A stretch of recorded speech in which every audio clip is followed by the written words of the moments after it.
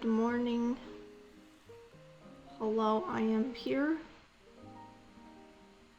I have no idea what the audio levels are like, really. Just guessing. Thank you so much for the sub, V. You're incredible. I hope your day is going well. 28 months. That's insane. That is just insane. Things sound good? Okay, cool. Thank you. Yeah, so you're at work. Thank you for lurking. Oh, good. I'm glad your day is going well. I wasn't sure about the music because I didn't really have time to look at anything, so I just went to a site cast that's live right now. So anyways, hello, good morning. Long time no see, long time no stream.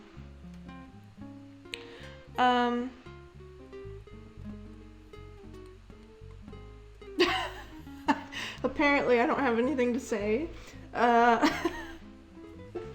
So we've been reading Truly Devious by Maureen Johnson, and I'm pretty sure where we left off, which I did intentionally, was when Stevie...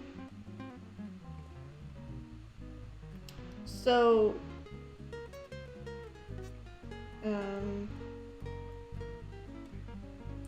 they were working on doing their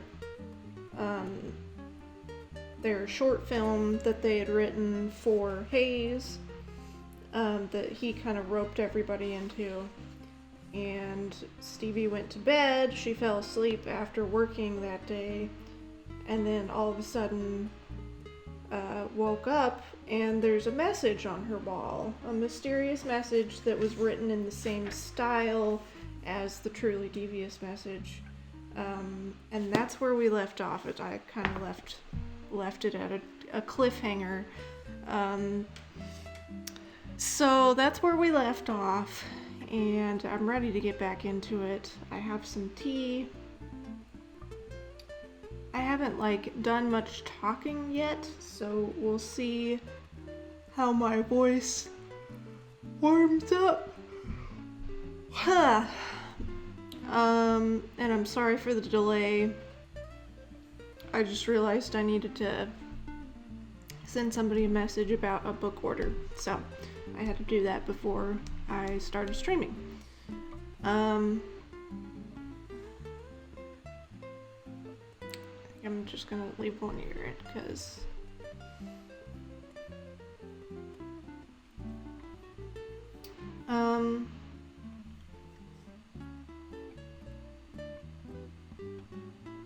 the music is very jazzy and may or may not really go with the tone of the book, but it is what it is.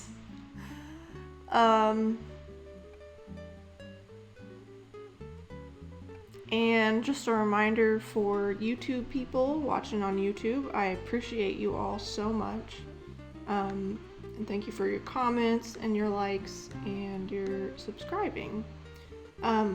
Just wanted to remind you that this aired originally on Twitch as a live broadcast, so I will be chatting back and forth with viewers. And so if you want to just jump right ahead into the reading and skip all my blabbing, which is totally fine, I encourage you to do that if you want to. There will be time stamps in the description box below for each chapter or section that I'm reading, and I'm going to pull that up so I can write it down.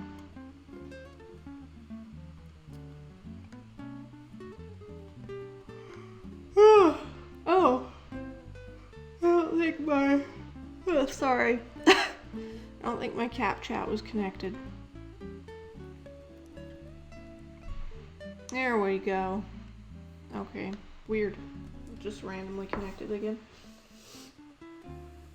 So we're on chapter 13.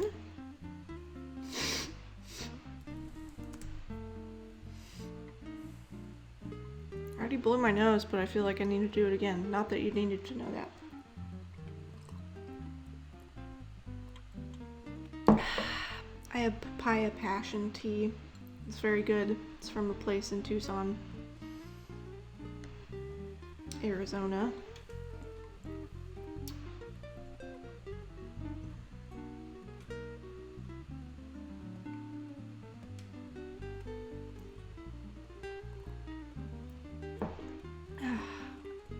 Okay, I think I'm ready to get started.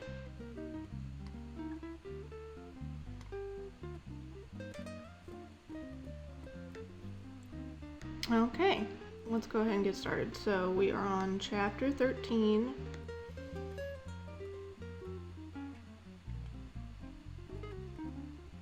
Okay, everything looks good. If there's any issue with the music or I'm dropping frames or something, just let me know in chat. And hopefully I can get it figured out.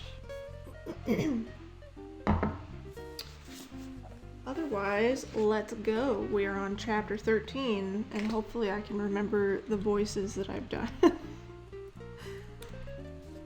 Alright, chapter 13. Stevie was out of bed in a second, dropping roughly to the floor. Her eyes were throbbing slightly, reacting to the sudden wakefulness, the shift from dark to light. The words were tumbling in her head as she crawled to the window. When she reached it, she huddled beneath it for a moment, her body shaking from the adrenaline. Was there someone there? Would she pop up and be face to face? The window was open about 6 inches. Would someone reach in? Only one way to find out. She pushed herself to her knees with one quick movement. Outside was dark and still. She clutched the window, unsure whether or not to slam it down or open it farther to look out. Her grip on the frame tightened. Another idea. She pulled her heaviest book on criminology from the shelf, the one she had scored at a library sale for $3, the one that was her prized possession. She stuck it out the window and let it drop. No one screamed. She heard the book land in the grass with a thud. She slid over to the closet and pulled out the tactical flashlight that the school had provided and switched it on and scanned the area. Nothing. Just darkness and more darkness, and the slight rustling sounds of the night. She closed and locked the window, pulled the curtains, and tucked her head into her knees. What had it said? Riddle, riddle on the wall. Murder, something, something, something. And then it hit. Panic attacks are mean little freaks. First came the speed, then came clamping in the throat, the lightness in her head, the feeling of blind acceleration and confusion. Then comes the strange wind that blew into her mind, knocking everything over and turning everything into a mockery of reality. Every avenue was blocked off. Every option meant doom. Nothing made any sense. It felt like hands were around her neck. Stevie gulped hard, proving to herself that she could swallow, that her airway was open. "It's fine," she said to herself. "Breathe. 1, 2... But she couldn't breathe 1, 2, because the universe was converging to a point. It would be a welcome feeling to pass out, except there was a terror that somehow the merry-go-round would just go on, even in an unconscious state. People say depression lies. Anxiety is just stupid. It's unable to tell the difference between things that are actually scary, being buried alive, for example, and things that are not scary at all, being in bed under the covers. It hits all the same buttons. Stop, go, up, down. It's all the same to anxiety. The curtain said fear, and the floor said fear. The dark said fear, and if she turned the light on, that too would likely say fear. She turned the light on anyway. The faces of the murdered Ellinghams looked at her accusingly from the caseboard. She hurried over to the dresser, pulling open the drawer with shaking hands. She knocked out one Ativan, then hurried back over to her nightstand and washed it down with a gulp of water from the bottle next to her bed. It would take some time to work, and the universe was still howling in her ears. She needed help. She slipped into the hallway, bumping against the door frame as she went. She went to Janelle's door and knocked. After a moment, there was a sleepy, "Yeah?" Steve tried the door and found it was unlocked. She was too muddled to be embarrassed or feel bad for waking her up. "What?" Janelle said, sitting up. "Are you okay?" Panic attack, Stevie said. Can you... Janelle pushed herself out of bed, grabbed her robe, and put it over Stevie's shoulders. She guided Stevie to the bed and sat her down, putting an arm around her shoulders. Sorry, Stevie wheezed. Sorry. Here, Janelle said, taking her hand. It's okay. We're going to do this. Hold my hand. Holding Janelle's hand brought some semblance of reality back. Can I sit here for a minute? Stevie said.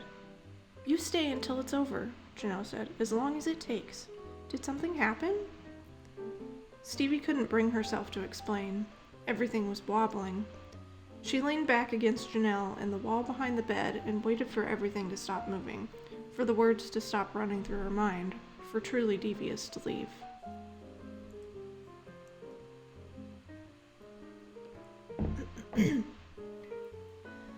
The next morning, when Stevie emerged from her room, Janelle was in the common room looking amazingly perky for someone who had been up half the night helping a friend.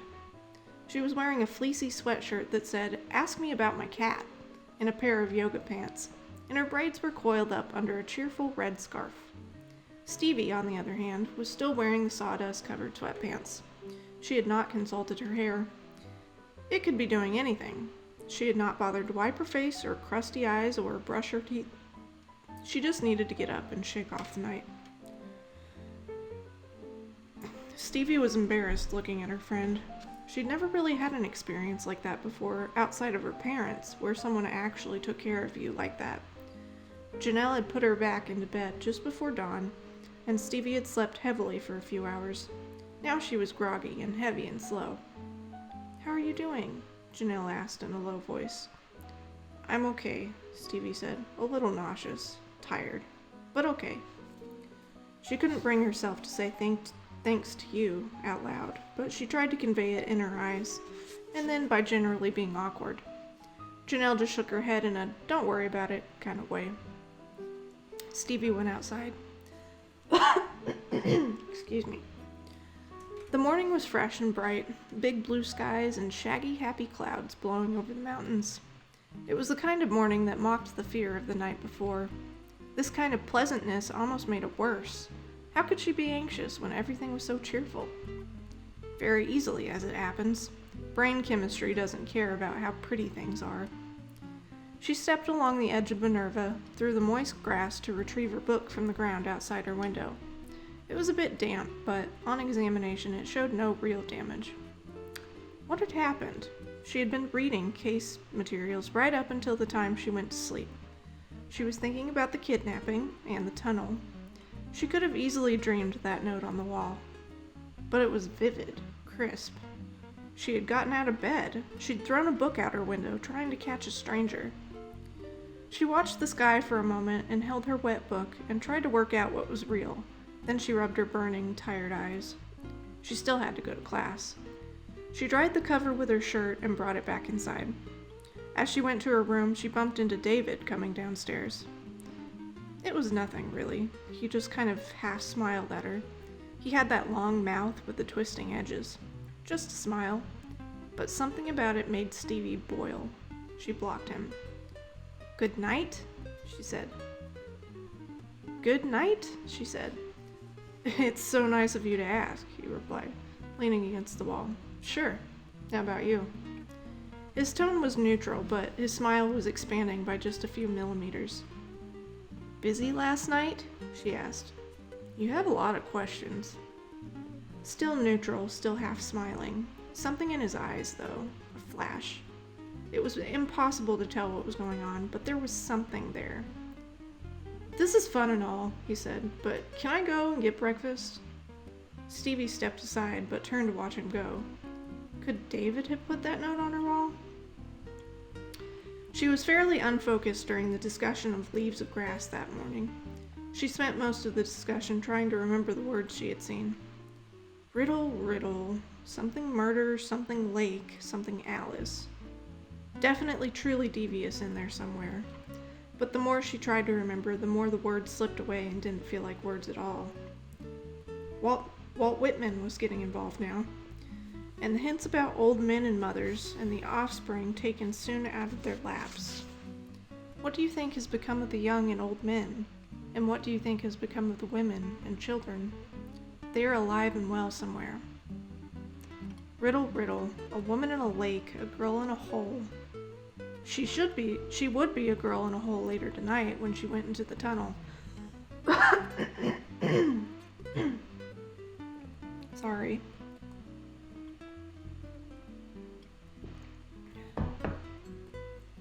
She went in and out of the explanation of the functions of the axial and the appendicular skeleton in anatomy.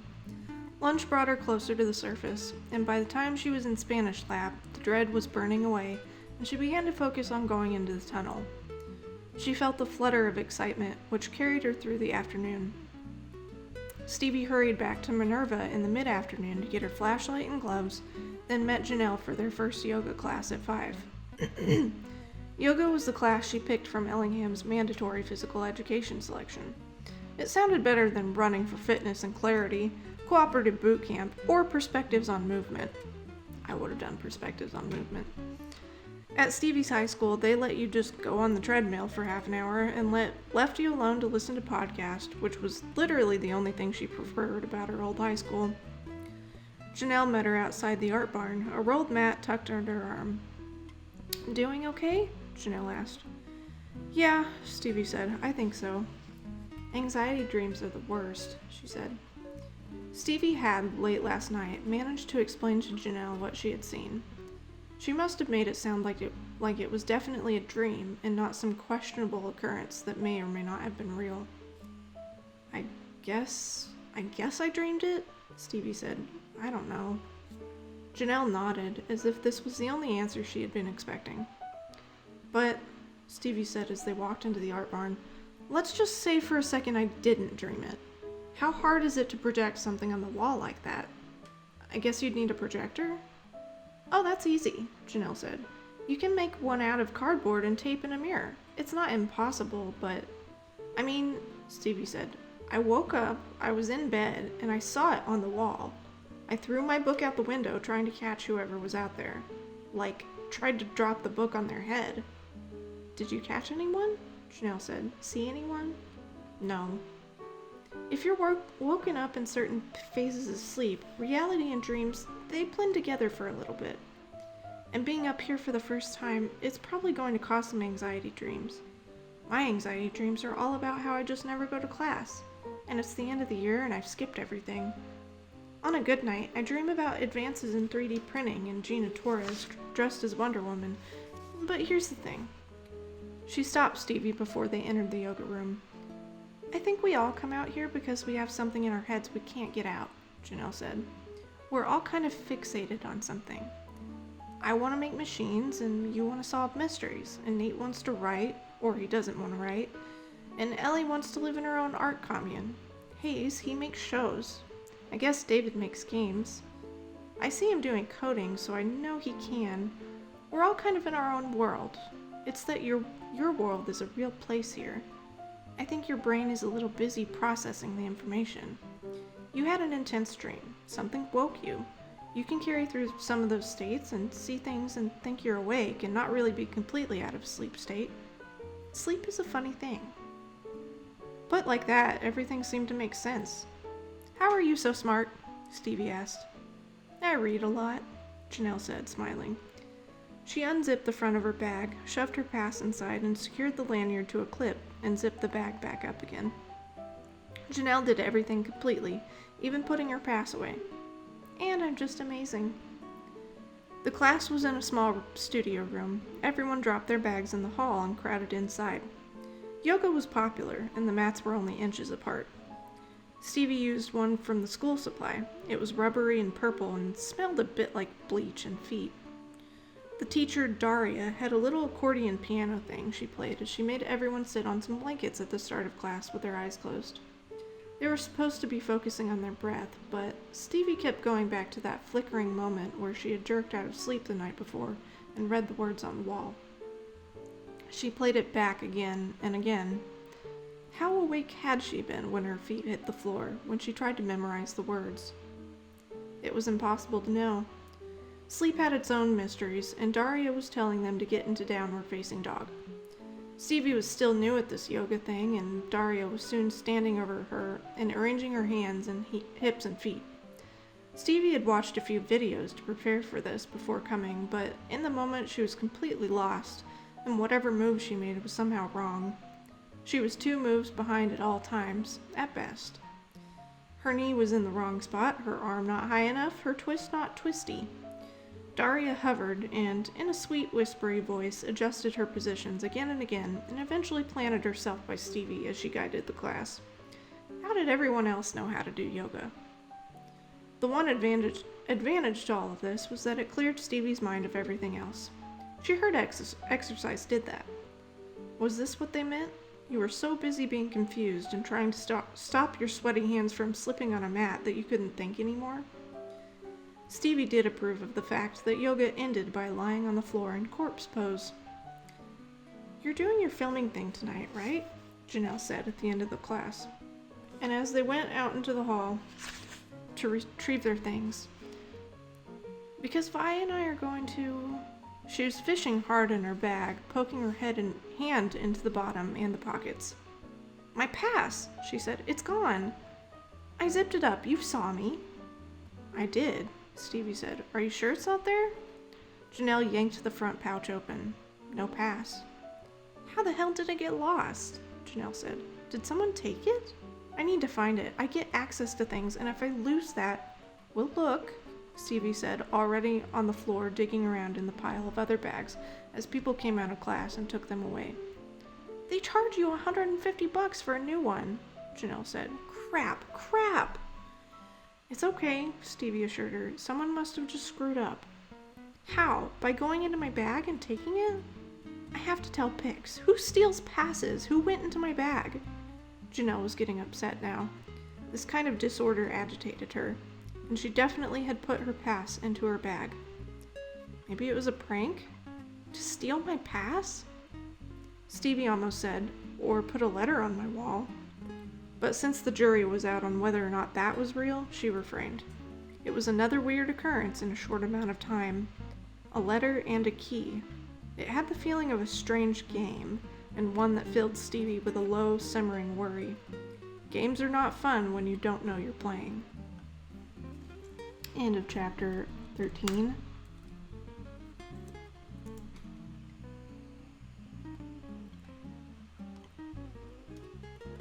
And I'm starting to get hungry.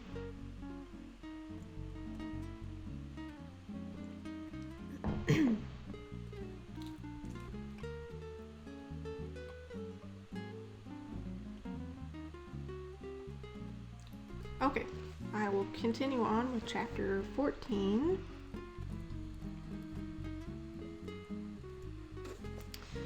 It was a perfect night to go underground. Autumn was different up here, Stevie noted, as she and Nate made their way down the path to the art barn at 8 o'clock that night. It was more wild. This was probably to be expected, but still, the experience caught her by surprise. There was more scurrying in the bushes, more drama in the dark treetops, more wind. The air was thick with the fecund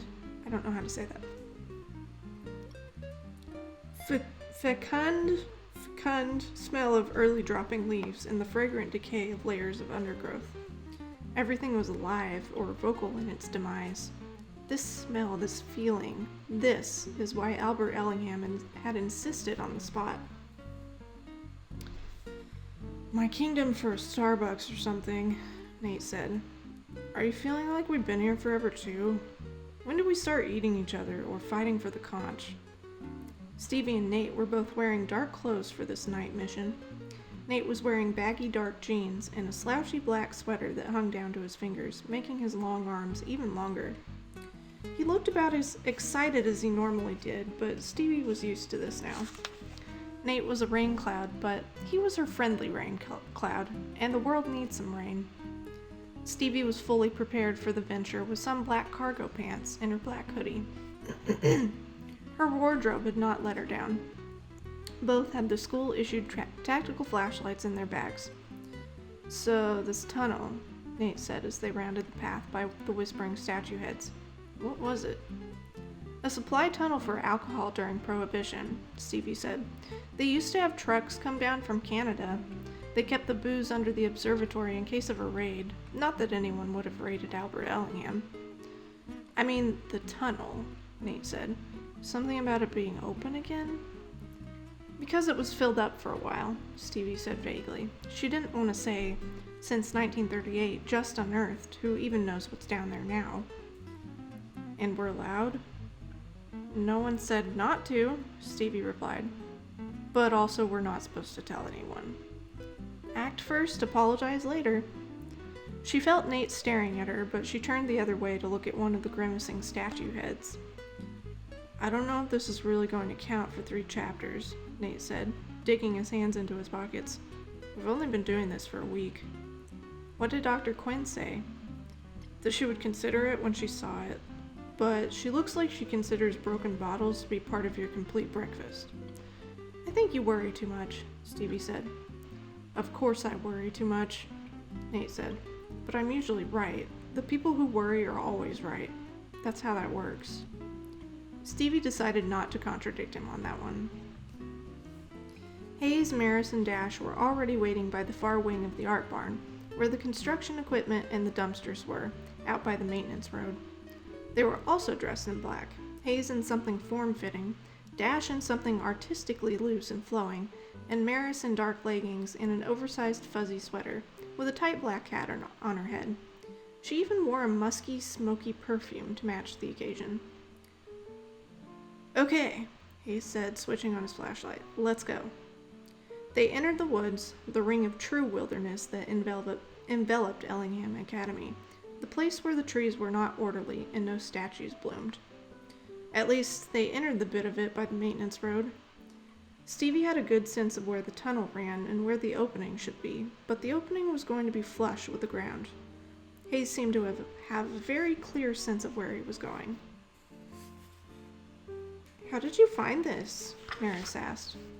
The tunneling is the best part, Hayes said with a smile. This one opened in the spring. They didn't want anyone to know. But you knew? I saw, he said, grinning and shining his flashlight under his chin. He led them about 30 yards from the road into a tight cluster of trees. Then he stopped and started stomping at the ground. There was the heavy thunk of thick metal. Light, he said. Maris shone a flashlight down as he scraped off an inch or so of loose dirt. They covered it up, he said, bending down. And it looks like they put a lock on it. It wasn't locked before. That's going to be a problem. Let me see, Stevie said, kneeling on the ground beside him. The ground was spongy and cold beneath her knees. Just a standard padlock, she said, peering at the end. Can you shine a light?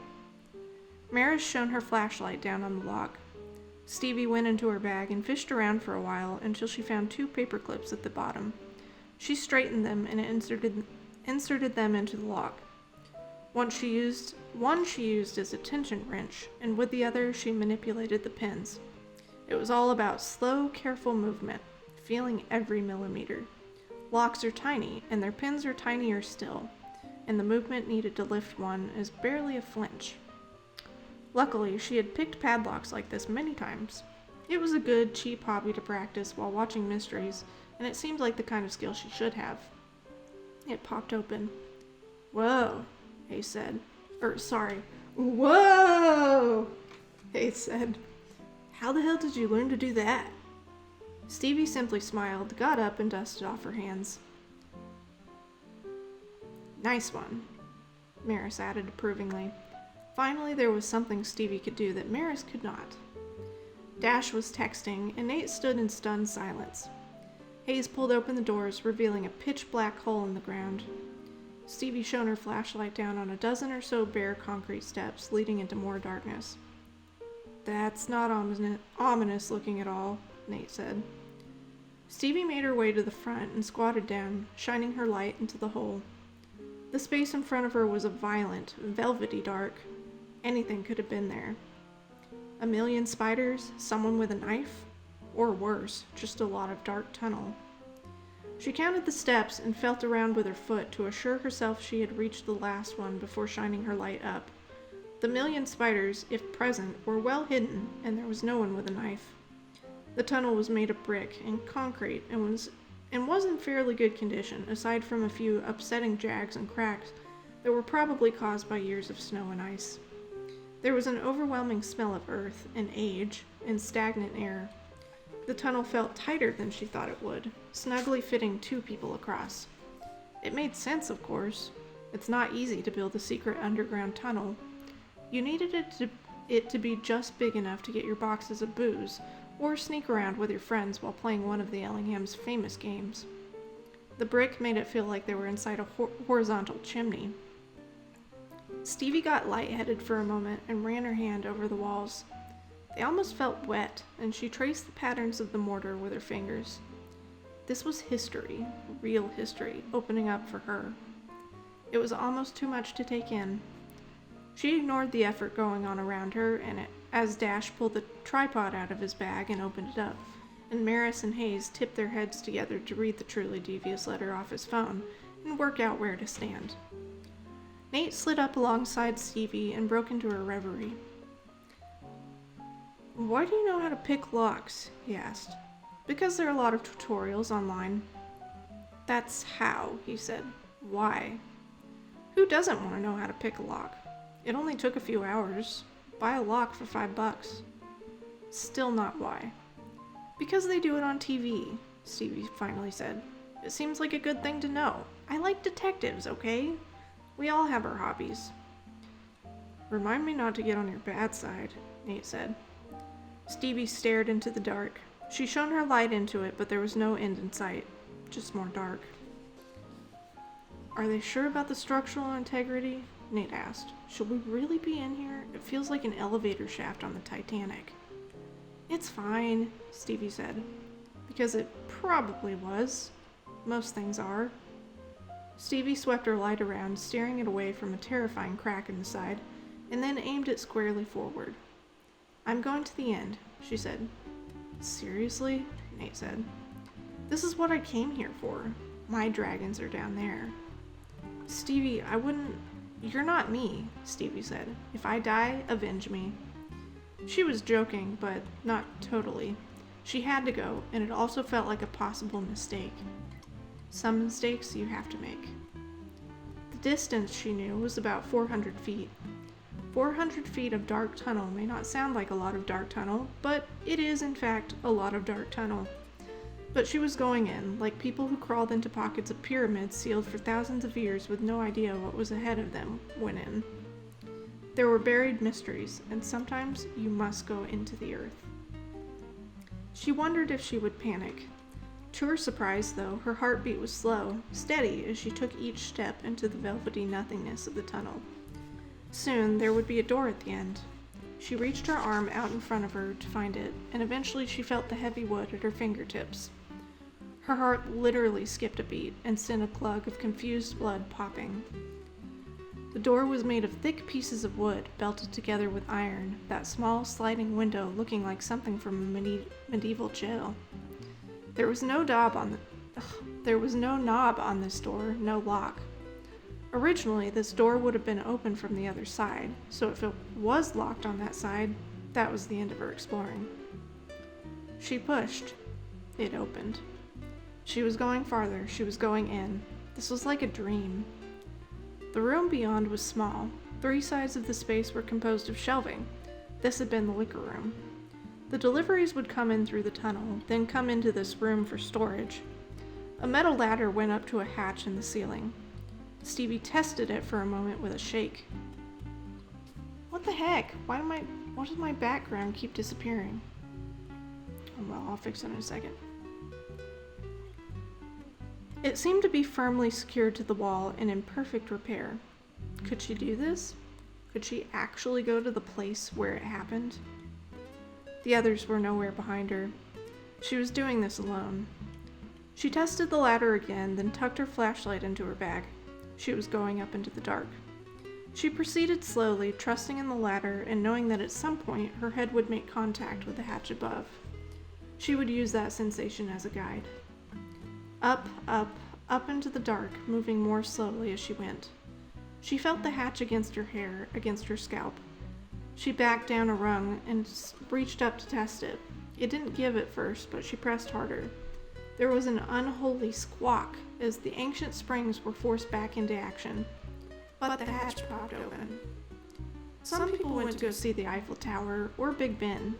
Some people dream of their proms or their someday weddings. Some people dream of going up into a hot air balloon or scuba diving in clear Caribbean waters.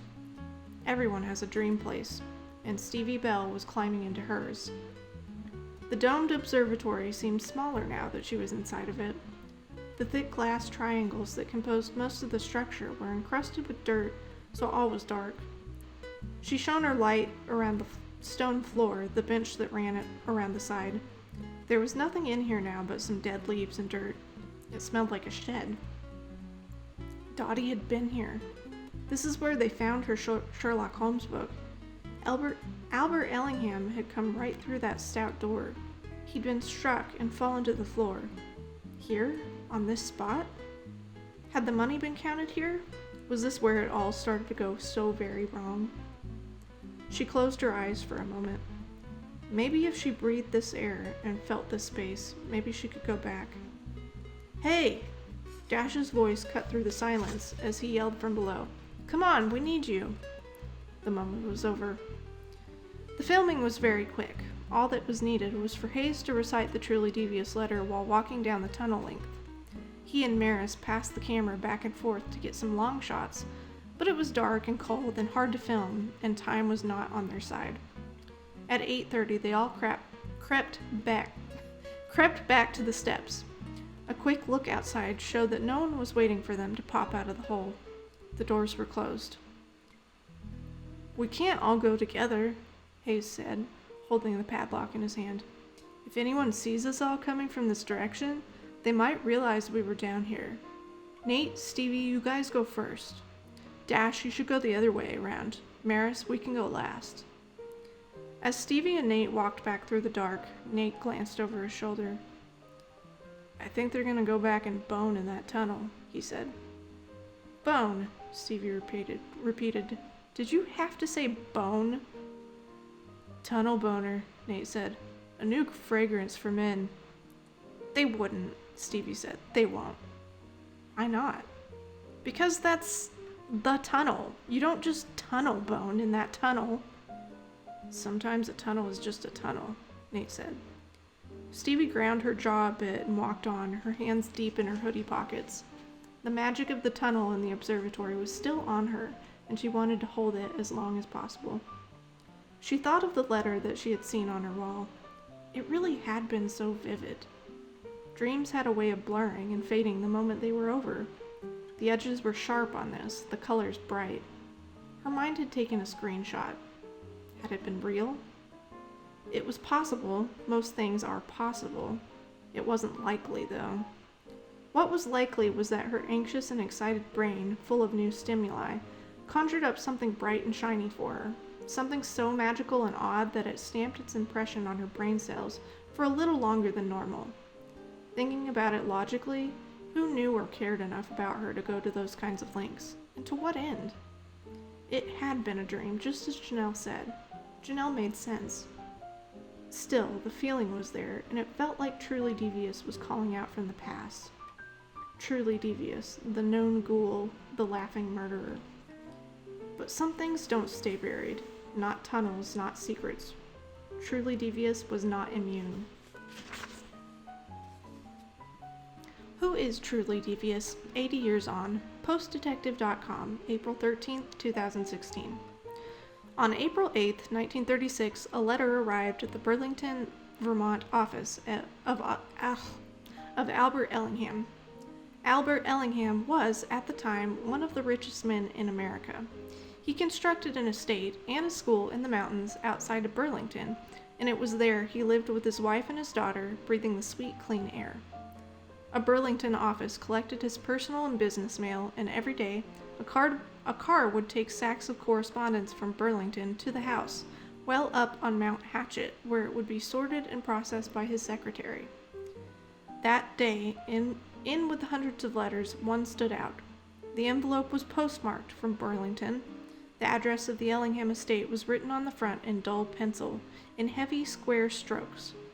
Inside was a single piece of writing paper that contained the words, "Look, a riddle, time for fun.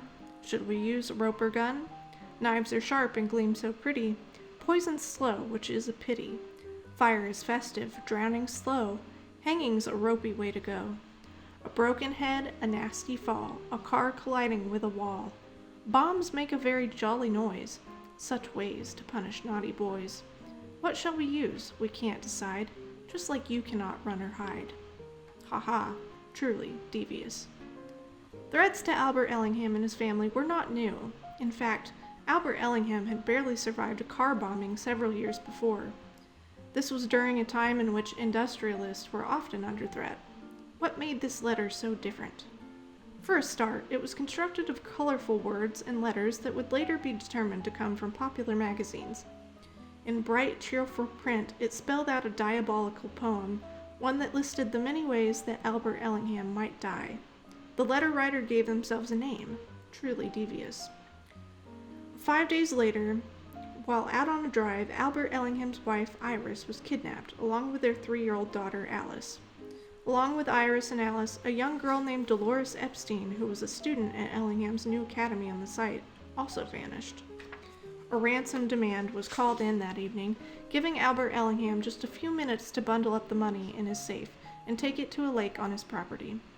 Ellingham was a bit short of cash, so the kidnappers beat up the person sent to collect Iris and Alice and demanded more. Robert Mackenzie, Ellingham's 30-year-old private secretary, begged to call the police, but Ellingham was convinced that doing so would put his family in more danger. Instead, along with family friend George Marsh by his side, Ellingham took $200,000 in marked bills to a remote point in Burlington and lowered the money down to a boat waiting below on Lake Champlain. The boat sailed off. On May 16, 1936, Dolores Epstein's body was found in a field in Jericho, Vermont, in a shallow grave. She was discovered by a milk truck driver from a local dairy who had pulled off the road to relieve a call of nature. The cause of death was a massive blow to the head. 3 weeks later, on June 5, 1936, the body of Iris Ellingham washed up near South Hero, Vermont. Maud Loomis, the local resident who discovered the body, stated, "She was wrapped in an oilcloth and she was in bad shape, real bad shape. It looked like they tried to weigh her down." Iris's body was found to have 3 gunshot wounds. Truly Devious seemed to be running down the list. There was a car involved, though it didn't go into the wall. In fact, Iris Ellingham's cherry red Mercedes was eventually found neatly parked deep on a country lane 7 miles from the house, with no sign of a struggle. There was a broken head, a gun, and a body found in water. The FBI was called in 3 days after the kidnapping. Agents immediately took possession of the letter and started their examination. Specialists determined that the paper was of an ordinary stock sold in thousands of stores. The only fingerprints on the letter were those of Albert Ellingham and Robert Mackenzie. The paste was basic white glue. The words and letters came from popular publications such as Life magazine, Photoplay, and the Saturday Evening Post. In short, there was nothing remarkable about the letter aside from its contents. Psychiatrists from all around the country had opinions on the identity of the letter writer. There were differing thoughts on the exact diagnosis, but all agreed that the writer was intelligent, highly verbal, and confident. Poets and literature professors examined the poem with massively differing opinions. Some said the work was childish. Others said the poem was written by someone who knew poetry well, who was hiding their talent. One surrealist chillingly called it the truest, greatest work of our time. This presented a bit of a problem at the trial. While Anton Voracek hid some of the ransom money in his house and admitted to the crime, his English was extremely limited. Most experts involved in the case thought he was incapable of writing the letter, though one FBI specialist disagreed. 2 years after Voracek's death, a woman claimed that he had been with her on the day of the crime, but that she had been too frightened to come forward earlier. Her account was widely disputed. 8 years on, the questions linger. With modern technology, we might be able to learn more about 80 years on. With modern technology, we might be able to learn more about the truly devious letter. But there is a problem. It no longer exists. The letter was taken to the Burlington courthouse for the trial. A week after the trial concluded, there was a fire in the courthouse basement, most likely caused by a smoldering cigarette. A dozen boxes of evidence were destroyed before the fire was extinguished, including the box containing Truly Devious's work. So we are likely never to know Truly Devious's secrets. Haha, as they might say.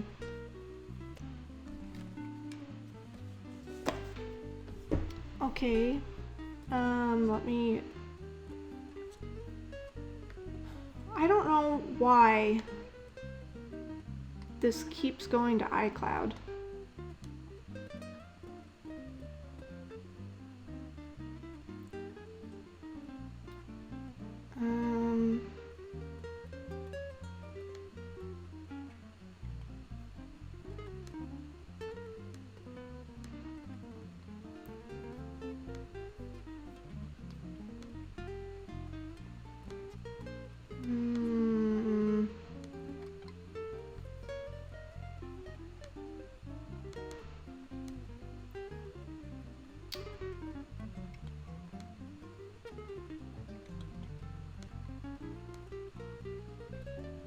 I just want it to stay, I don't want it to go to iCloud. I don't know why this picture keeps going to iCloud. Stupid.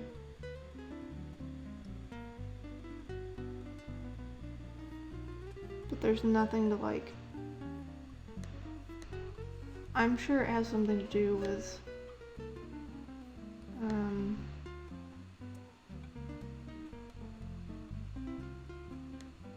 Keegan's settings on this computer. Anyways, what did I miss? Late claps. Thank you for joining, and welcome for joining, CJ. Thank you for lurking. Well, get ready to go practice. Good luck with the practicing. Thank you for lurking as well, V. I hope it is enjoyable for you.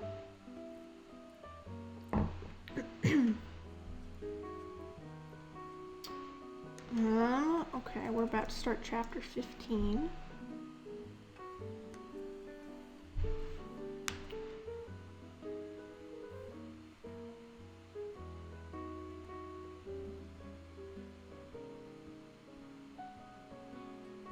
I was gonna say something, but I forgot.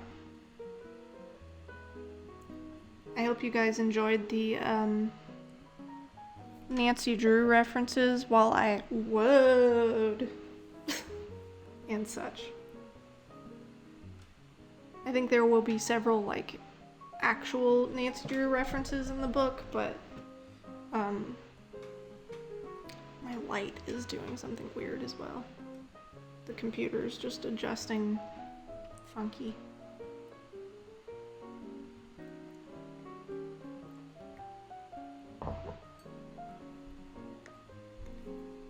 Okay. Apologies for the throat clearing.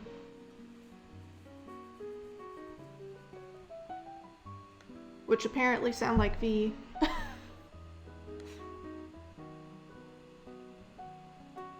Which I literally have no control over the sound of my throat clearing, so...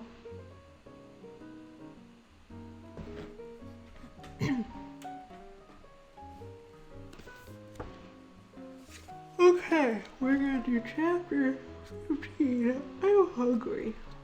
Is anybody else hungry? What's for breakfast? I guess it's probably lunch. Yeah, it's noon. It's lunchtime, but oh well. Okay, chapter 15. Want to hear something weird? Janelle said as she stood in Stevie's doorway. Stevie was still in bed, her phone alarm chirping, telling her that even though it was early Saturday morning, it was time to get up and shoot a video with Hayes. She wiped her eyes and looked at Janelle, who looked as perturbed as anyone can look while wearing baby blue fleece pajamas covered in cat heads. "This is what's weird," she said. She lifted up her arm, and hanging from her fist was an Ellingham lanyard with an ID dangling at the end. Guess where it was? Stevie had no guess. Literally outside, on the path. Someone took my pass and then brought it back, but not even all the way to the building. They could have shoved it in the door or something. Instead, they dropped it halfway up the path. Who does that? Someone playing a prank? Stevie said, rubbing at her short hair. An asshole? Definitely the last one, Janelle said. At least I have it back. Crisis averted. With that mystery resolved, if not solved, Stevie got herself showered and dressed. The air was crisp, so Stevie put on her sweats and her Ellingham fleece. As she went into the common room, she was shocked to see David awake, in pajama bottoms and an old t-shirt from a surfing brand, sitting cross-legged on the purple sofa, hunkered over his computer. "Are you working?" she said. He looked up. His eyes were red like he had not slept, and there was shade around his jawline. His curly hair stood on end. He looked tumbled and attractive. "I go here," he said. "Remember?" "Do you?" Stevie said coolly, walking to the kitchen. Had she just thought David was attractive? Could he tell?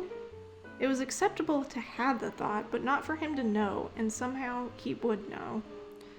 She filled her aluminum Ellingham bottle with coffee and left the house quickly, even before Nate came down.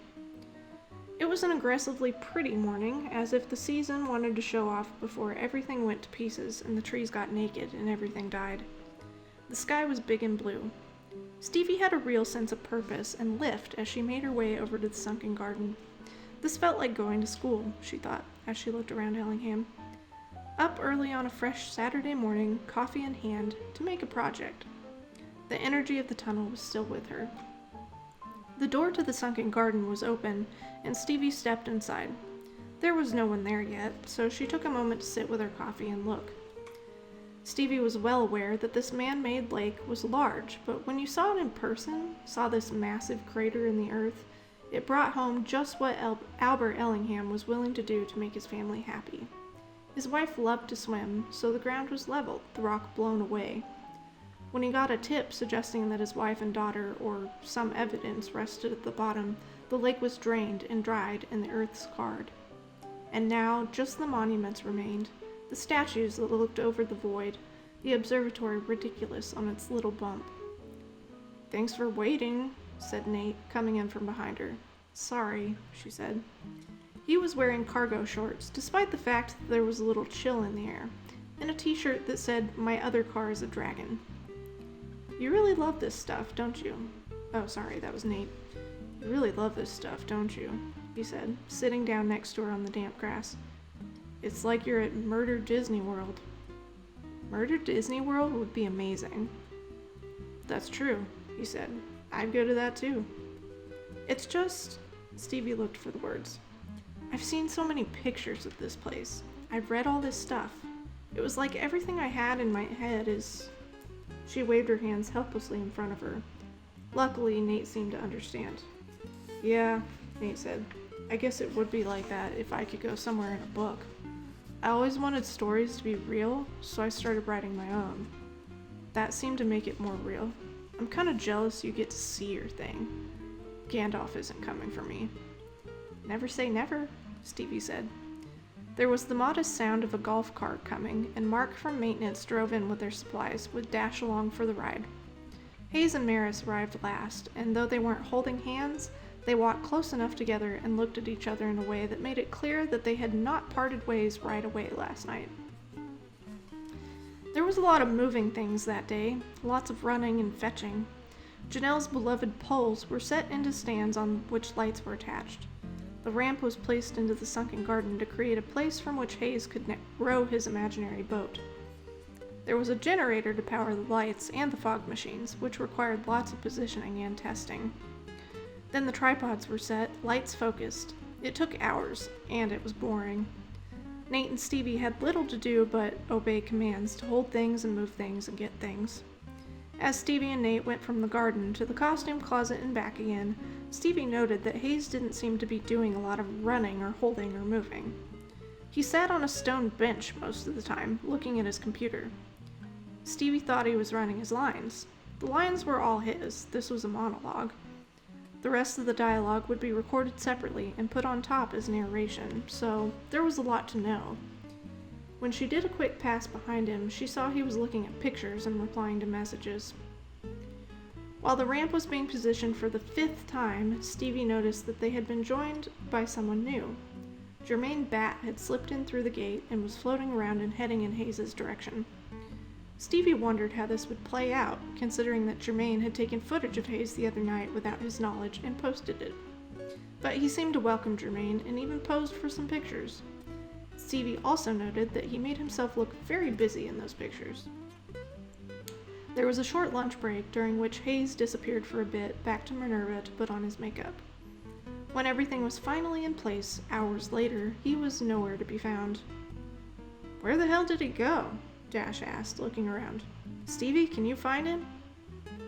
Stevie had been sitting on her bag trying to get enough of a signal on her phone to download the latest episode of her new favorite true crime podcast, Speaking of Murder. "Oh," she said, getting up. "Yeah, sure."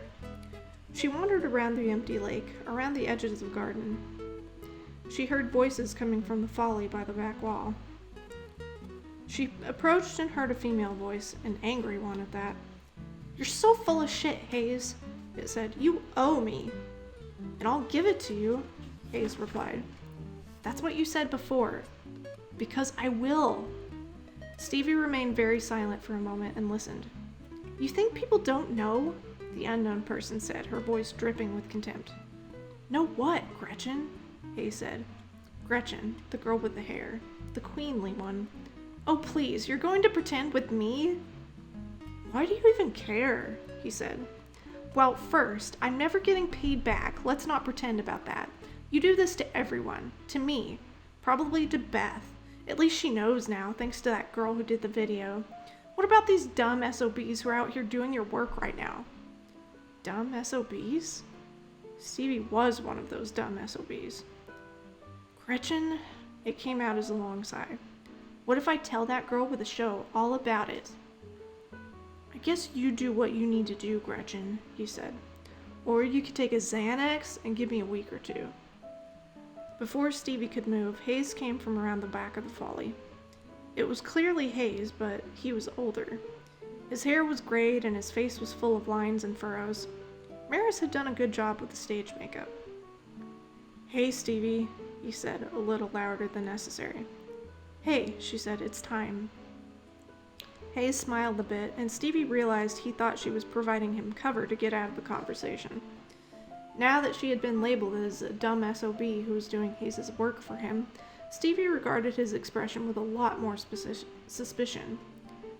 "Thanks," he said, his voice thickening and sweetening. "Tupelo honey now."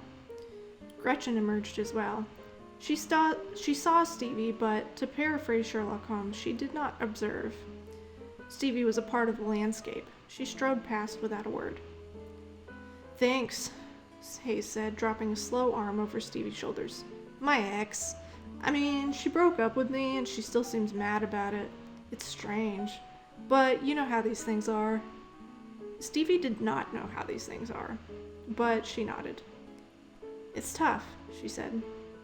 Hayes nodded and slipped into a deeper, more comfortable smile. Hayes had a smile like a hammock. Just get in, go to sleep, forget your troubles and cares. A few things Stevie quickly learned that afternoon. 1. Shooting the video involved a lot of not shooting the video, and standing around and talking about doing things again, and then sometimes doing them again, and then running to the bathroom to find that things were just about where they were before. 2. Hayes really could act. There was no denying him that. 3. Theatrical fog stank. And 4. It was possible for Stevie to tire of standing in the sunken garden and listen to the Ellingham kidnapping story being hashed over and over. As the hours rolled on, she started to resent the fact that she had allowed Hayes to take Truly Devious as a subject. Sure, she had agreed, but there was something wrong about this, about making this weird little video. And though Hayes was doing a good enough job, and no matter how well the makeup was applied, he was still a 17-year-old guy playing a man in his late 40s. This was Stevie's thing, and something about the whole filming process felt sideways and wrong in a way she could not quite place. By 6, Maris said they'd probably gotten what they needed, and Dash called a dinner break. "We'll eat, and then we'll come back and clean up," he said. "Tonight?" Nate replied. "Can't we do it tomorrow?" Maris was helping Hayes wipe his face with a makeup remover cloth. When they were done, the group made their way out of the garden and to the dining hall. Stevie heard Nate's stomach grumbling out loud. As they reached the green, Hayes took a step back. "You guys go ahead," he said. "There's something I forgot." "I'll come," Maris said. "Nah, it's cool," he said, walking backward. "Go ahead and save me a place." Stevie and Nate didn't have to be told twice. It was strangely disconcerting to sit with a different group for dinner. Stevie worked her way through a plate of fried chicken and corn, watching across the room as some of her housemates reconfigured into groups. There was Janelle, taking a seat with some people from Vi's building. Ellie sat with people Stevie had barely seen before. David never showed up at all, nor did Hayes. "I wonder what's taking him so long," Maris said, fidgeting in her seat. He's not answering his text." "He's probably on the phone," Dash said, quickly eating some mashed potatoes. Maris sat on her hands and glanced around the room, her gaze landing on Gretchen as she entered the dining hall. She ran her tongue over her teeth. "I should go check," she said. "Maris, he's coming," Dash said. "He's just doing something." "We should go back and move the ramp anyway." "Oh my god," Dash said. "Fine, just let me finish eating for a second." Gretchen turned over so casually toward them, her gaze passing like a cloud overhead. What had she and Hayes been talking about earlier? What did Hayes owe Gretchen? And did being associated with Hayes cause this kind of turmoil? Maris was nervous. All of them were working on something that really benefited Hayes. Gretchen was literally seeking some kind of retribution. How did some people lead these kinds of lives? Dinner was finished quickly, much to Nate's chagrin, and the four of them, Maris, Dash, Stevie, and Nate, made their way back to the sunken garden. It was now just coming on nightfall, the sky turning an electric blue with the trees standing out in stark relief. As they walked, Stevie heard someone approaching briskly, then turned to see Jermaine Bat next door. "Where are you guys going?" she asked. "To the sunken garden," Nate said. "To move a ramp or something. I don't know. I thought I just had it right. Can I come?" "You want to move a ramp?" Stevie asked. "It's everyone's dream," Nate said, tucking his backpack higher on his shoulders. "Come to Ellingham Academy. Move a ramp out of a hole in the dark." "I just want to see what you're doing," Jermaine said. "More Hayes news?" Stevie asked. "I got 50,000 views on that last one." "That would be good on a tombstone," Stevie said. "I got 50,000 views on that last one." "Say what you want," Jermaine said, a frosty edge in her voice. "I honestly don't care." When people say they honestly don't care, they care. Jermaine hadn't done anything to Stevie. There was no reason to be spiky with her. Sure, it was a little unsavory what she was doing, but it didn't seem to be hurting Hayes any. If anything, he literally had a new girlfriend running after him right now, in front of them in the gathering dark. Sorry, Stevie said, "just kidding." "It's fine," Jermaine replied crisply. It did not seem fine. The last lightning bugs of the season were dancing over the lawn as they entered through the gate.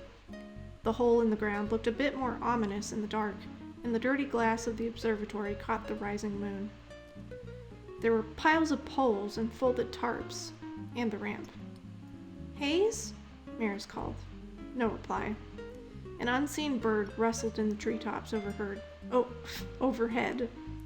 "Where is he?" Maris said. "Who knows?" Dash said. "He's probably on the phone somewhere and left us with this to clean up. Come on." "He's gotta be here somewhere," Maris said. "Hayes!" Her bright, operatic voice rang from end to end of the garden. "You'll figure this out fast," Dash said, picking up some poles. "Hayes is never around to do the dishes." Maris shifted around, and for the first time, Stevie saw a first year like herself. Someone who'd fallen for someone fast and was rapidly realizing things were not equal on both sides. On their return home that evening, Nate went right to his room. Stevie decided to sit in the hammock chair in the common room and wait for Hayes to return. She could not fully explain why she did this. Maybe it was irritation. Maybe it had something to do with the tunnel. Had Hayes gone back there? Why had he turned like that and gone off on his own so deliberately? Whatever the case, the hammock chair was a good place to sit and watch some episodes of Stormy Weather. She had earned them. The hours passed. 9 became 10, which was when Janelle returned and her face flushed. "Hey," she said, dropping to the floor by Stevie's feet with a wide grin. I was just doing some work with Vi. I saw you brought my poles back. I'll always have your pole, Stevie said. And working with Vi? Studying, said Janelle. In the yurt. Yurt studying? Janelle smacked Stevie's shins playfully with a cord of her headphones. I'll get my stuff, Janelle said. I'll sit with you. 10 became 10:30. Curfew was 11, and there was no haze yet. Stevie began to think more about the tunnel. Hayes had clearly been in it before. Was it stable? It had been packed with dirt for many decades. It had been through all kinds of weather. It was locked. There were cracks. What if he'd gone down alone? What if it had gone down on his head? No, Hayes was just being Hayes. He wasn't with Maris, though. Maybe he was with Gretchen? It didn't matter where he was. So why was she so anxious? Because she had anxiety. Pix also moved into the common room, wearing a flowing pair of cotton pants and a black tank top showing off her muscular arms as she knitted away and watched a documentary on her computer. Ellie and David floated in at just before 11, both grinning. They dropped onto the sofa together. So, David said to Stevie, exciting Saturday night? What's the matter? Ellie said. You look kind of freaked out. Oh, sorry, that was Ellie. Before Stevie could reply, Pix pulled off her headphones and looked at the group. Anyone know where Hayes is? She asked. He's about to be late. Everyone else replied in the negative. Stevie decided to look blank and ignore the question. Pix pulled out her phone and started texting. Stevie felt the electric zing of anxiety shoot down her arms. He would come in at any second. He was just being stupid. Don't mention the tunnel, it would get everyone in trouble, probably for no reason. 11 became 11:30. I hate calling Larry because people are late, she said. He's not answering my text. He didn't tell anyone where he was. Stevie felt a vein beating in her forehead. Look, Stevie said, I don't know where Hayes went. But a couple nights ago, we went in the tunnel. David and Ellie jerked their heads up at this. Janelle had headphones on and did not hear. You need to be more specific, Pix said. There are a lot of tunnels. The one under the sunken garden. That one is filled in, Pix said. Not anymore, Stevie said. It was fine, but I don't know, maybe you went back there? Are you kidding me? Pix said. Oh, God. 10 minutes later, Larry was at the door of Minerva. Mark is already on his way to the tunnel, he said to Pix. It went away again. Stevie, coat on, come with me. A few minutes later, Stevie was out in the cold alongside Larry, their breath puffing out in front of them, their flashlights making long dancing dots on the ground. I knew someone would try to get in there, Larry said, gesturing for Stevie to get into the waiting golf cart. I knew we should have welded it shut. Stevie wrapped her arms tight around herself as the cart rumbled down the path. At least you had the sense to tell us, Larry said. Jesus. It was fine, Stevie said, though her voice sounded small. It seemed okay. That thing isn't sound, Larry said. It probably wasn't sound when it was built, and 80 years of burial couldn't have helped. I told them to seal it. If he's not in there, we're going to go around to everywhere else you've been working, because I'm going to find him and talk to him. Jesus, that tunnel. Stevie's heart began to thud as they drove along. They met another cart containing Mark and the nurse, Miss Hicks, as they drove alongside the garden wall, then around into the woods. They parked on the dirt maintenance road. Stay here, Larry said to Stevie. Mark hopped out of his cart with a hard hat on. Miss Hicks was wearing a large puffer coat and had a fluorescent orange emergency bag over her shoulder. The three moved into the woods. Stevie huddled inside of her coat. Hatch is unlocked, Larry said. It groaned as he pulled the door open. He started down the steps, shining his tactical flashlight into the space. Hayes, he shouted. Hayes, speak up if you're in there. No reply. I'm going in, he said to Mark. Stand by. The dark crowded around Stevie. Her fingers started to go numb from the tips down. Alone in this cart under the thick dome of trees, Stevie felt a creeping dread, the kind that comes from cold, untamed spaces an uninterrupted dark and trouble that had no name. There would be trouble tonight. How did they punish people at Ellingham? Why was the night so wide? What the hell lived in the trees and undergrowth that made that much rustling? Did bats attack the heads of people in golf carts? A shout pierced her devolving thoughts. It was Larry. "Mary! Mark! Call 911! Tell them we need the chopper!" The words hit her like a bolt. Miss Hicks hurried into the tunnel. Mark stepped into a clearing to make the call. Stevie got out of the cart, taking every step deliberately, slowly, as though the ground itself might give way, and moved toward the opening in the ground. She heard muffled voices now. They were deep inside the tunnel, and something was very wrong. She didn't have her big flashlight, but her phone was in her pocket, so she used that as a light. Carefully, with an ever-increasing pulse, she climbed down the steps. She could hear feverish conversation deep within. They were all the way down in the liquor room. Stevie stepped forward like she was walking into a dream, her tiny light guiding the way. She ignored everything Larry had said about the instability of the tunnel. Something was happening, and some force was pulling her in to face some grim unknown. As she approached the door, she heard the nurse use the words unresponsive, cold, cyanotic. Larry turned and flashed his light on her as she approached. "What happened?" Stevie heard herself ask. Larry walked toward her. He did not run. You ran when you needed help. You walked when you had to start carefully containing the scene. Larry's powerful flashlight was pointed down, focused on something on the ground. A mass, unmoving. It took a moment for Stevie to register that the thing was Hayes, his feet toward the door. He was in a semi-fetal position, one leg outstretched. His skin was a purple blue. "Stevie," Larry said, blocking the door with his body. But she had seen all she needed to. You know death when you see it. End of chapter 15. Fun music as somebody dies. And thank you for the toast. Thank you for the toast and the host, Terror. I just accidentally pulled down my entire shower curtain and rod trying to kill a fruit fly. Oh my, CJ, are you okay? Oh my lord. What do I have to do to get this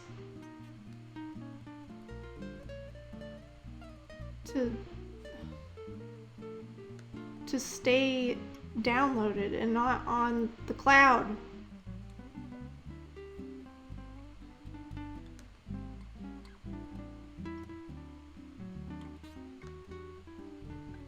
Oh, thank you for clapping. Welcome for clapping.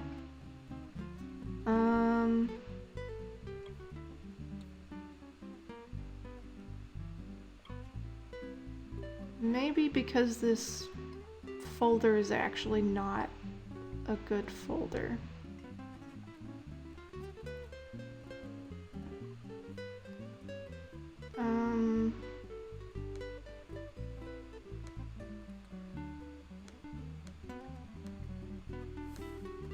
New folder.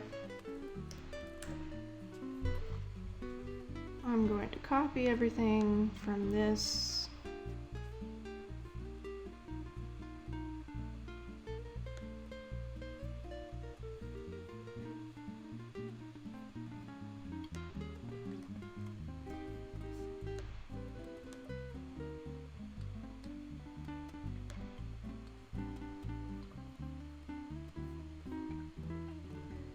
Hopefully that will help.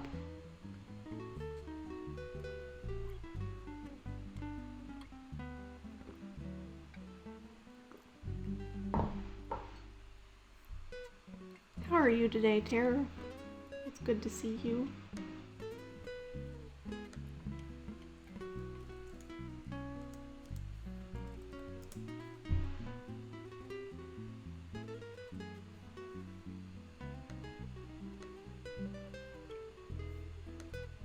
Jeez, it's taking a long time to copy. Probably because I have so many things going on the computer.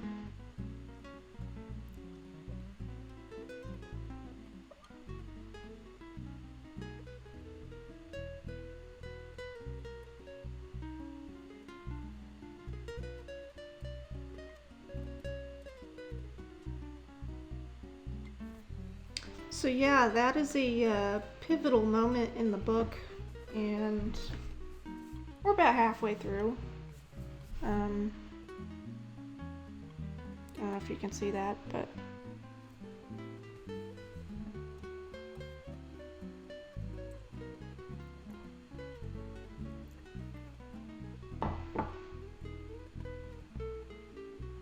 cold. Though it's definitely hot here outside.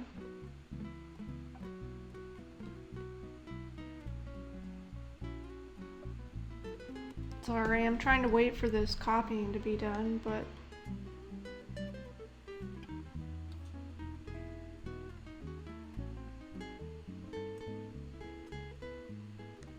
oh well. Halfway hype. Indeed.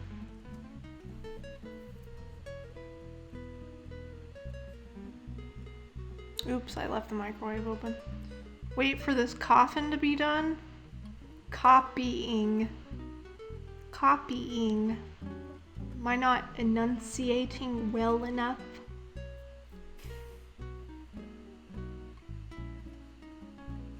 Coffin, gotcha.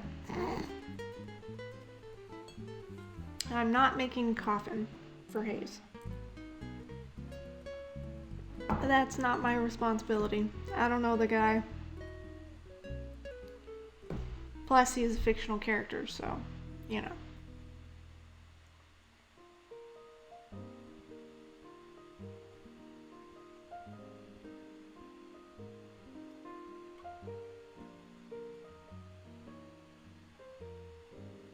I have no eyebrow.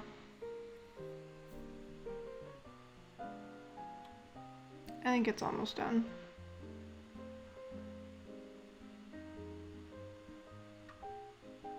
I think the problem was that the folder was maybe the folder was in a weird place. It was like in a program, and I don't know why it was there in the first place, but I just made a new folder on the, No.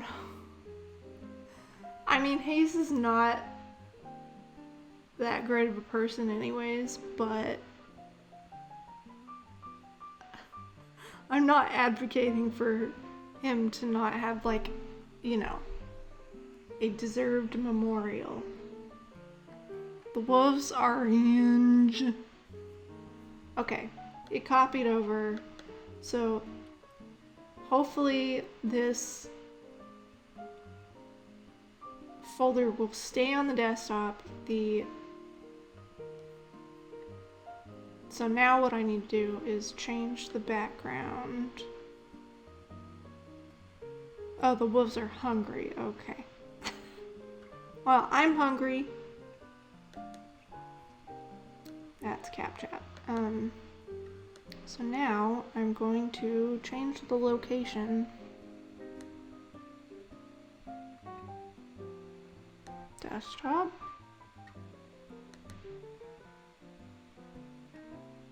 And this. Okay. All right.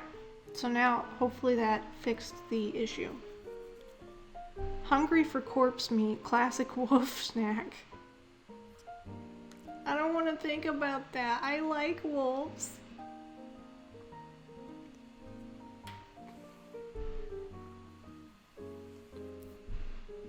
Okay, shall we continue on with chapter 16, which might be my last chapter. What time is it?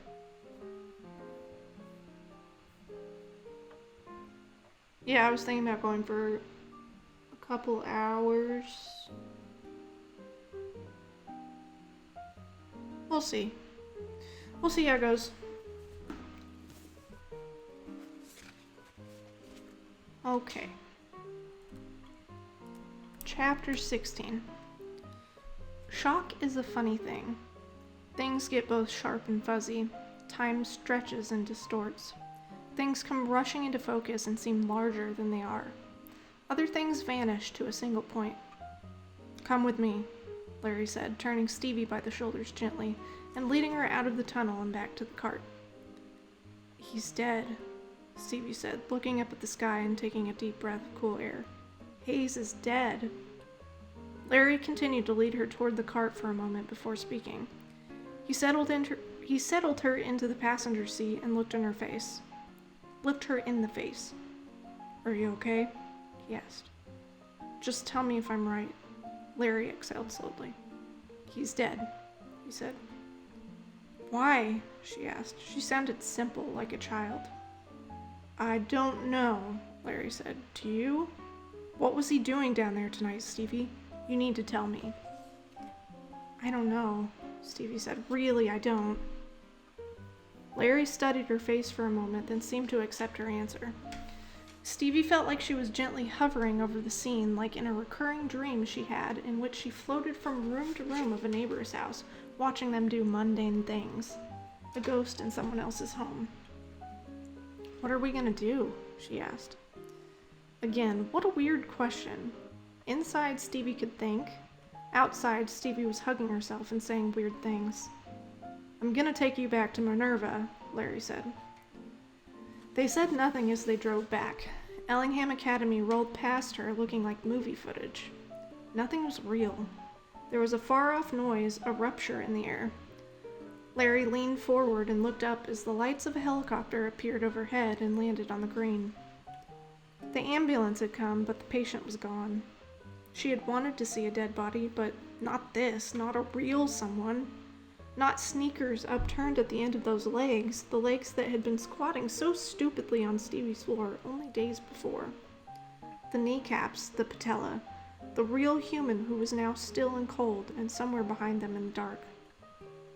When they arrived at Minerva, Larry told Stevie to wait a moment, so she waited. He spoke to Pix just outside the door.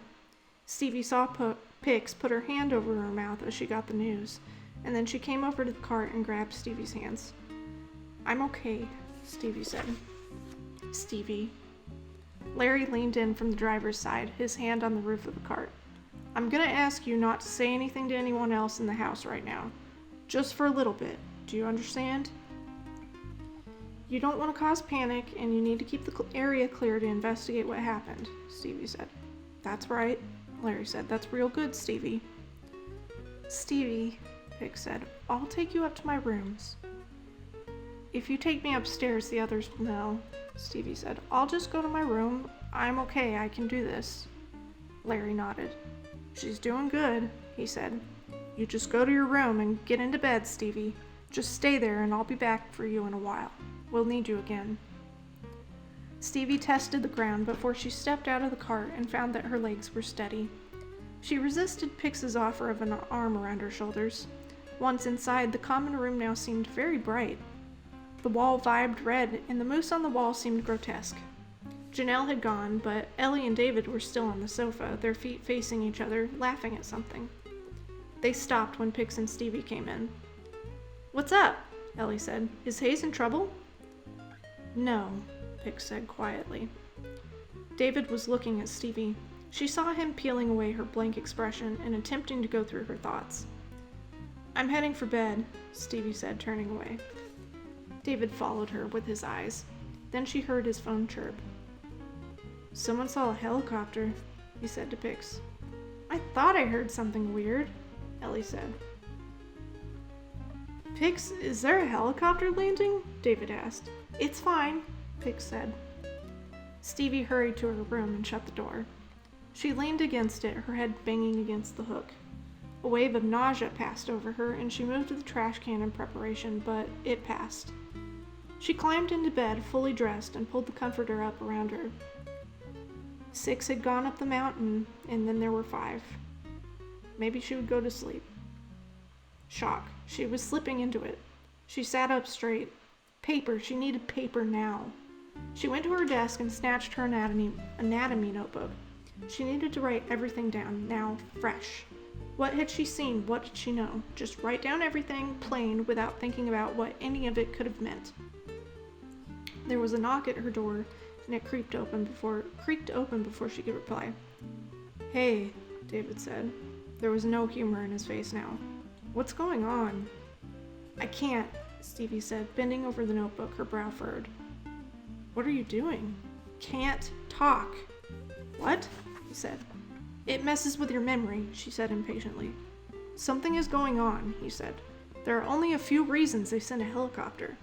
You also look like you just had 3 pints of blood removed. What the hell is happening? I can't, she said. I need to write it down now. Stories can change accidentally once you start to talk, so I can't talk. Please, just shut the door. There was a faint tremble in her hand. She balled it into a fist to steady it and jammed it under the covers. David backed away slowly, closing the door behind him. Stevie pressed on her mind. Just list it. What did you see, Stevie? She let herself write. It started Thursday. Moved ramp and supplies to the garden. Set up fog machines. More granular, Stevie. Put it in order. A few nights before we went into the tunnel, No. I broke the lock to get in. There was noise outside and in. She heard the drone of the helicopter as it flew away, the sound of voices from the common room. She put on headphones to muffle them. The information was traveling, and soon everything would be chaos. She had to get her thoughts together now. When she was sure she had recorded all she knew, she ripped out the page. Then she got up, removed her red coat from the closet, and put it on, taking refuge in the stiff vinyl. She put one Ativan in the left pocket and the folded list in the right. Then she sat on the edge of her bed, hands on her lap, until Larry came for her. Hold on a second, I need to... Oh, okay.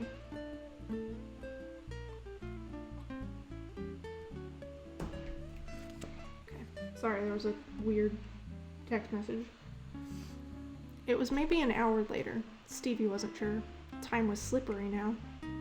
Stevie passed through the common room like a ghost, not looking at the others. Outside, there seemed to be red and blue lights everywhere, winking through the trees, echoing into the sky and throwing strange shadows all around. The temperature felt like it had dropped about 10 degrees. Nate was waiting outside with Pix. He looked blank and gray. Larry drove Stevie and Nate to the great house. He and Stevie sat side by side behind Larry in the cart, taking a bit of warmth from each other. A state police cruiser was parked under the portico, and the officer inside was entering information into the computer. There were more officers inside. Several faculty members were crowded on the balcony looking down. Maris and Dash were already in the hall, sitting by the massive fireplace. Maris was sobbing, and Dash was glazed over, staring at his phone. I think I may throw up, Nate said. Deep breaths, Stevie said, taking his hand. With me. She sat down with Nate on the bottom step of the grand staircase. The trick, Stevie said, is to make the exhale longer than the inhale. So we're gonna breathe in for 4, hold for 7, out for 8. Do it with me. I'll count. 1, 2, 3, 4. Nate breathed with Stevie, slowing the response, slowing the fear. This was the funny thing about Stevie's anxiety. When she encountered someone else who felt more anxious than she did, she leveled out. She'd first made this discovery a few years ago when she got trapped on an elevator with another person in a hotel on one of the few Bell family vacations.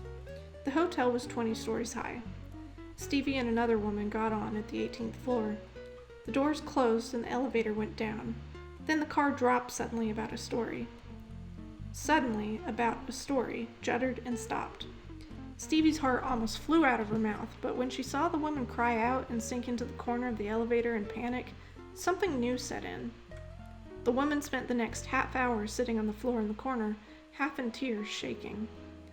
Stevie talked her through it, and when they were rescued, the woman had nothing but good things to say about Stevie, and bought her a giant cupcake and a coffee from the cafe in the lobby.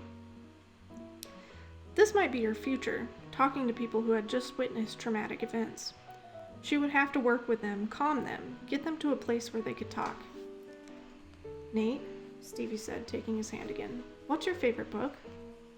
What?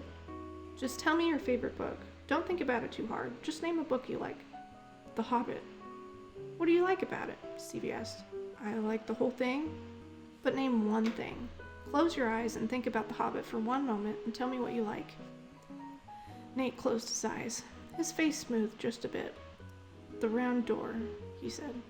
On Bilbo's house. I read it when I was little, and I always thought about that door. That's great, Stevie said. Keep that door in your mind. Keep Bilbo in there. Let's breathe again. 4 in, 7 hold, 8 out. After another moment, Stevie saw Nate settle a bit more. His shoulders relaxed a bit, and the strain of trying not to be sick let up. He exhaled one last time, opened his eyes, and looked at her. Okay, he said, nodding. Okay, what's going to happen? What's happening? Stevie, what the hell is happening? They'll ask us what we saw, Stevie said. I didn't see anything. I don't even know what's going on. They said Hayes is dead? I mean, how the day went, Stevie said. They need to establish the facts. But what happened? How did Hayes die? I don't know, Stevie said, though in her mind's eye, she was looking at the hatch door again. She felt it in her hand, the weight of it, as she balanced on the thin runged rail of the ladder. But it's important we don't try to make anything up. Just be clear. Just say what you know. That's good advice. That's good advice. Larry was standing in front of them. He squatted down and looked Nate over, then looked to Stevie and nodded his approval. This one here has a good head on her shoulders. The police need to go over the events. One of the troopers called Nate's name and summoned him into the front parlor. Larry sat on the step next to Stevie. How you doing? He said. I wrote some of it down, Stevie said, showing him the notes. As fresh as I could. Larry read the page carefully. Stevie followed his eyes as they went to each line. This is good, he said, passing it back. You're handling this well. Do you know what happened? Stevie asked. Larry shook his head. Don't know? Stevie asked. Stevie said, or can't say. They're ready for you, an officer said, stepping up to Stevie and guiding her into the security office. Here she was, watching a case up close, giving a statement, experiencing all the things she so longed to experience. All it took was for someone to die. That's the end of chapter 16.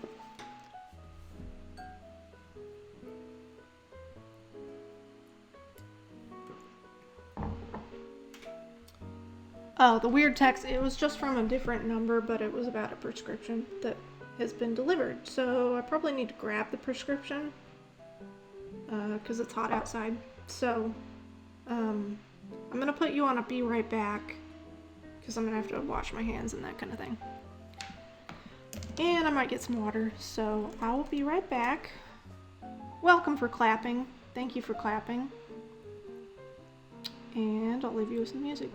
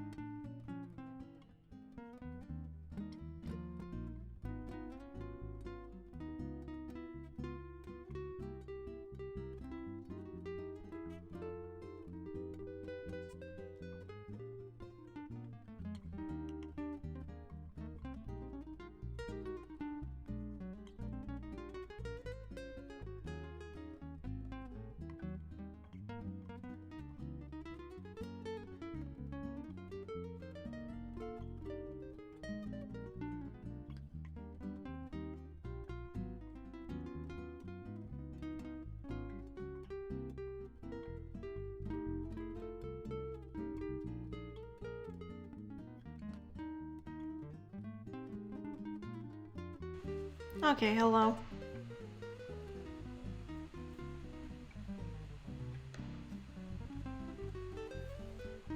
Okay.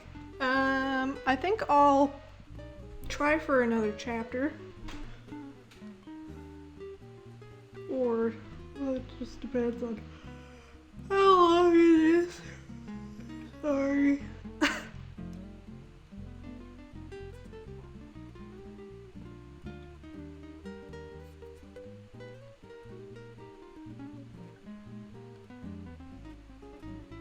Okay.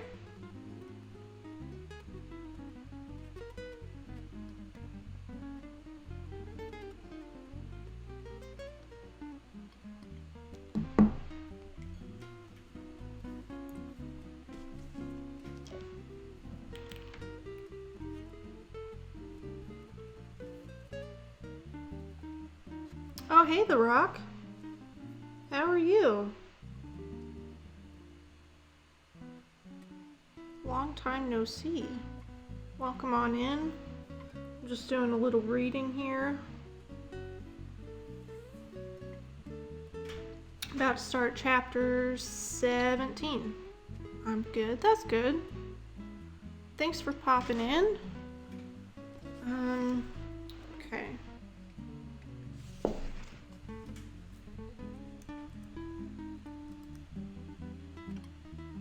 I'm doing okay. I've been kind of stressed out, but doing pretty good today. So, thanks for asking. Okay, we're gonna do chapter 17. The police kept Stevie about a half hour. The questions were exactly what Stevie expected. Run through the order of the day. Who went where and what time? What was Hayes doing in the tunnel? The collection of information, she knew, needs to be clinical. Don't assume, don't get friendly. Ask the questions, establish the timeline, record accurately and quickly. She tried to keep her answers clear, short, but complete. No embellishments, no editorializing on what it all meant. When she was done, Larry was waiting with Nate so they could drive back to Minerva. As the three of them stepped outside, a crime scene processing van made its way onto the property. This caught Stevie short for a moment and gave her a quick surge of panic. She thought again of the hatch, but it was very likely that all death scenes where the cause wasn't immediately clear had to be processed. The moon was thin like a hook, and the owls were calling. The smell of fall leaves blew on the wind, and Hayes was dead. They returned to a very wakeful Minerva. There was a kind of a suctioning sensation as she and Nate entered, like they vacuumed the conversation out of the air. "Oh my God," Janelle said, hurrying to Stevie and hugging her. "Are you okay? Oh my God, is he really dead? Stevie, what happened?" Over Janelle's shoulder, Stevie looked at Ellie and David. They were hunched up together on the corner of the purple sofa. Ellie was largely in a ball, not crying, but vacant. David sat close to her, his arm dropped gently over her shoulder. Nate started to giggle. "What the hell are you laughing about?" Ellie snapped. "I have no idea," Nate said. "It's shock, Elle," Pix said. "Just laugh, Nate. You can't help how you react." Nate started laughing harder, and then he started to hiccup. Stevie felt the sleepiness descending hard now. She was utterly calm, just very tired. "I'm going to bed," she said simply. Back in her room, Stevie found that she was moving with very slow, precise motions. Most nights, she just pulled off her clothes and threw them into the laundry sack. Tonight, she hung her coat carefully, pulled each arm delicately out of her shirt, and removed her pants as if they were fragile. She rolled everything and dropped it carefully into the bag, then dug the warm, school-issued pajamas from the bottom of the dresser and put them on. She climbed into bed, lights on, and stared straight ahead, gripping her phone as if waiting for it to ring. No one was going to call. It was just something to hold. She had no idea how much time had gone by when there was a quiet knock on her door. At first, she decided to ignore it, but then she pushed herself up and opened it. Somehow, she knew it would be David. "Your light was on," he said quietly. "Can I come in?" She blinked and rubbed her neck, then shrugged and left the door hanging open. He came in and shut it. Stevie sat on the floor against the foot of the bed. He leaned against the wall. His hair had been tamed a bit, and his expression was unusually serious. "Do you know what happened?" he asked. "I know he's dead," she said. "That's it." David drew his lips inward in thought and rubbed his hands together for a moment. He paced over to Stevie's bureau and drummed his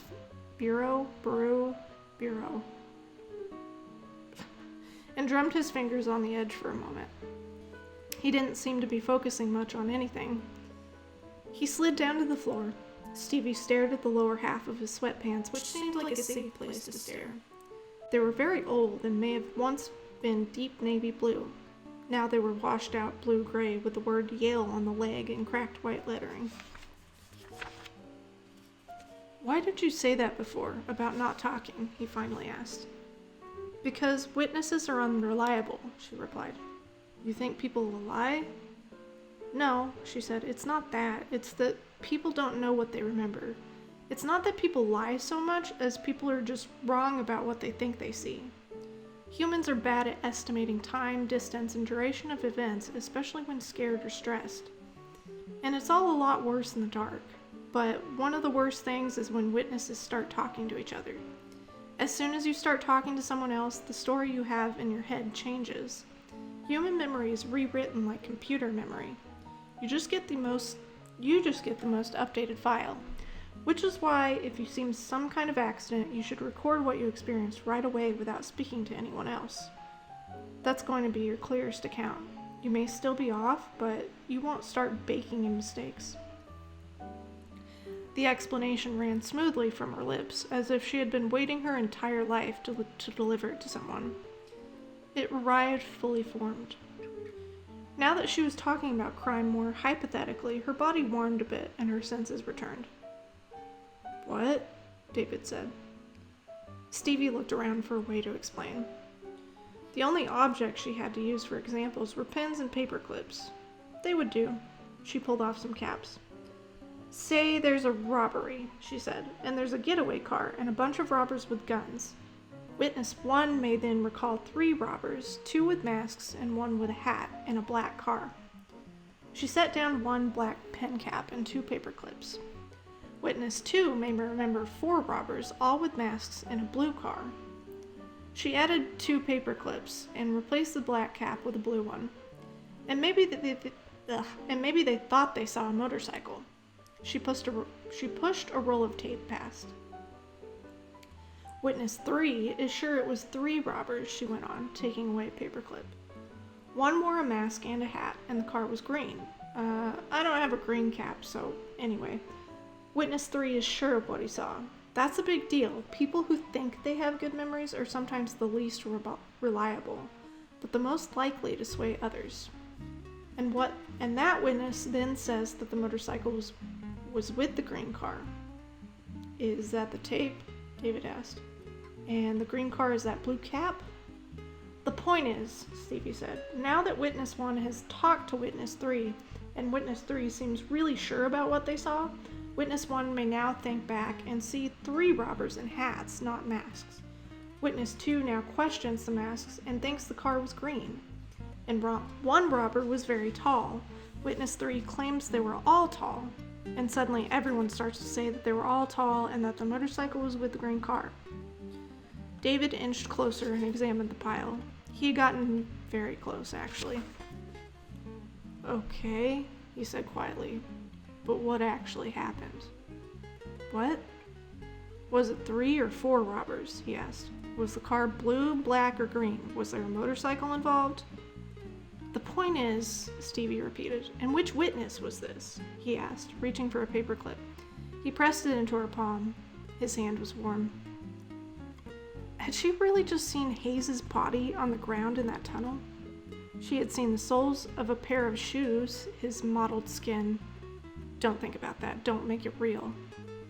Something else was coming into her head instead. Well, not her head, other parts of her. Her mind was quickly being stripped of rational thoughts. She and David were micro-positioning themselves closer, an inch here, an inch there. Was this really gonna happen? The last foot of space between them was rapidly closed up, and David pressed his lips to hers. She felt her body relax, and a warm ease fell over her. She let herself rest against the floor, and David came over as well, supporting himself with an elbow. He was kissing her very gently, his lips pressing on her neck, tickling her ear, and she was kissing back harder, hungrily. He rested on the floor, and she surprised herself by rolling on top of him. Everything in her brain was saying, "Don't do this. It would be a mess." It was David, and there was something about him that was so off, and he lived upstairs, and someone had just died. She'd seen a body. But that was the thing that was also pushing her forward, probably. The thing that was filling her with some weird, urgent emotion and the need to do something, anything at all. She kissed the strange crook of his nose, his high forehead, and back to his mouth. They changed positions, rolling forward to the fireplace. Stevie felt her back hit her caseboard and knew the cardboard was probably bending a little, and she didn't care. She didn't care if the floor opened up and swallowed her, or if she was sucked up the chimney. Her hands were in his hair, and he was mumbling something that she couldn't quite make out. "Hey." That was a totally different voice, and it was coming from the doorway. The two of them stopped rolling. Neither moved for a moment. Stevie realized she was sweating, and David was out of breath, his heart pulsing above hers. Stevie tipped her head back and looked at the upside-down figure of Pix. "I think maybe you should go back to your room," she said, not unkindly. "Yup," David replied, rolling off Stevie gently and standing up, his back to Pix. "Yup, I'll do that now." Pix stepped out into the hall and allowed David to pass. "You should try to get some sleep," Pix said once David was gone. "Do you need anything?" "Nope," Stevie said, her voice high and strange. "I'm good. Thanks, Pix." "Okay, I'm just upstairs." Stevie remained where she was for a moment, staring up at the ceiling where a moth was helplessly slamming itself into the light. Then, very slowly and very deliberately, she struck the back of her head against the wooden floor. Federal Bureau of Investigation. Interview between Agent Samuel Arnold and Flora Robinson. April 17th, 1936, 12:45 p.m. Location, Ellingham property. Oh, this is going to be hard to read. S.A. I'd like to go over what... Okay, let me try to do this. I'd like to go over what happened on Monday. Is that all right? Of course. You've been here at the Ellingham house for 2 weeks now, since April 4th? Yes. You come to visit regularly? Yes. And you live in New York City. That's how you know Mrs. Ellingham. We met 9 years ago. Where did you meet? At a social occasion. What sort of social occasion, Miss Robinson? At a literary salon. A literary salon? Yes. Where was this literary salon? In New York City. Was this a drinking establishment, Miss Robinson? Why is that important? We just need to build a picture of Mrs. Ellingham's contacts. We want to know if she might have met someone somewhere who would want to hurt her. Alcohol isn't against the law anymore, and no one cares what happened 9 years ago. I assure you, this establishment was full of the best people. Drinking establishments 9 years ago were also full of criminals, Miss Robinson. By definition, they were run and supplied by criminals. Hardly the kind of criminal that... It was different. I understand. Let's talk about your relationship now. You're considered Mrs. Ellingham's closest friend, would you say? You spend a lot of time here with them in Vermont. The staff says you're here most of the time, the Ellinghams are. I think that's fair to say, yes. There was a party at the house on Saturday the 11th. Was that a small or a large party? A small party. The parties are very small now that the school is opened. Who was in attendance? I was, Leah was, Leonard Holmes Nair, the painter. Yes, Maxine Melville, the actress, and her husband, John Porter, 1 or 2 business associates of Albert's, but they didn't stay very long. It appears that most people left the house on Sunday. How long were you planning on staying? Until it felt like the right time to go. My invitations are open-ended. What did you do on Sunday? Albert was working and it was raining, so we spent a good part of the day in the drawing room with Leo. He is working on a new painting. Anything else? We played with Alice for a bit. I took a long bath. And in the evening, I stayed up late talking to Iris and Leo. Maybe a bit too late. I didn't feel well in the morning. In the morning, Mrs. Ellingham called for you to ask you to come on her car ride, is that right? Yes, she came to my room at 10. I was still in bed. I had a terrible headache. I said... Silence. Yes? I'm sorry. Take your time. I said I didn't feel well and she should go. If I'd gone. So you didn't go on the ride because you had a headache. I wish I'd gone. What time did you get out of bed? The maid brought me something to eat around noon. I had her draw me a bath. I spent the rest of the day in my room reading. You went to Mrs. Ellingham's dressing room that evening. Why? I heard something going on. I wanted to look out the window. Iris's window faces the front garden. So do several other windows. Well, I know her room has a clear view. I just wanted to look. I was upset. Isn't it unusual to go into Mrs. Ellingham's personal dressing room when she's not there? I go to Iris's dressing room regularly. Even when she's not there? Yes, I'm free to use her things. Did Mrs. Ellingham let others have such open access to her personal space? I have no idea. She sometimes didn't allow her personal maid into her dressing room. I'm not a maid. She typically locked the door, did she not? I have a key. Do you have a light for a cigarette? Sure. Pause. So you let yourself into Mrs. Ellingham's private dressing room with your own key. How long have you had a key? Oh, I don't know, some time. It seems odd to me that you would take the time to go into a locked room to look out of a window. It may seem odd to you, but that's what happened. How long were you in the room? I don't know, I lost track of time. If you could guess. I don't know, 15 minutes? And then someone came and got you? The maid, Ruth. She says she looked for you and found you at 8:50. She called for you, but you did not reply. I didn't hear her. She was out in the hall. I was very distracted. Mrs. Ellingham keeps some very valuable things in that room. Most of her things are valuable. Everything in this house is valuable. It's not all locked up. That's a fair point, Miss Robinson. But there are some things of unusual value in that room. Isn't that why it's normally locked? Of course. You're not as wealthy as Mrs. Ellingham, are you, Miss Robinson? Few people are. You're not a wealthy woman, are you? That's what I'm asking. I resent this. My closest friend is... We're doing this because your closest friend is missing. There's no shame in not being rich, Miss Robinson. I'm simply saying you're from different backgrounds. She would give me anything. Anything. Iris is the most generous person. Look at this school. They built a school that children could go to for free. They invite them into this house. They are very generous, but let's keep to the subject.